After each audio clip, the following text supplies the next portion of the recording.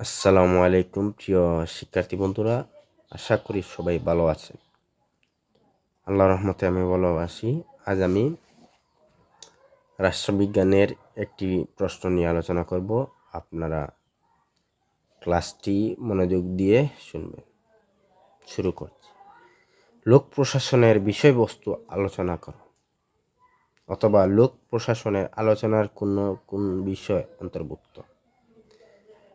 ভূমিকা: একটি শাস্ত্র হিসাবে লোক প্রশাসন আইন কার্যকরীকরণ এবং সরকারি নীতি বাস্তবায়নের ব্যাপারে সরকারের কার্য প্রচেষ্টার প্রতিটি দিক সম্পর্কে আলোচনা করে। লোক প্রশাসনের বিষয়বস্তু অত্যন্ত ব্যাপক ও বিস্তৃত। বর্তমানে রাষ্ট্রসমূহ জনকল্যাণে আত্মনিয়োগ করায় এর বিষয়বস্তু বিস্তৃতি লাভ করেছে। প্রিয় শিক্ষার্থী বন্ধুরা, লোক প্রশাসনের বিষয়বস্তু। লোক প্রশাসনের বিষয়বস্তুর বিভিন্ন গুরুত্বপূর্ণ দিক আলোচনা করা হলো। 1 নাম্বার হচ্ছে প্রশাসনিক ব্যবস্থাপনা।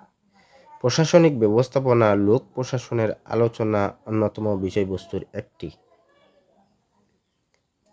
ব্যবস্থাপনার স্বরূপ: ব্যবস্থাপনারত সমস্যা চিহ্নিতকরণ, সমস্যার সমাধান ইত্যাদি লোক প্রশাসনের আলোচনার অন্তর্ভুক্ত। 2 নাম্বার হচ্ছে অর্থ সংক্রান্ত। যে কোনো সরকার পরিচালনার জন্য অর্থের প্রয়োজন।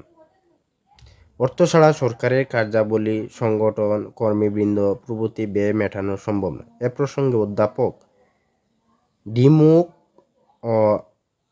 ডি মুক বলেন, বায়ুর জন্য অক্সিজেন যেমন প্রয়োজন, ঠিক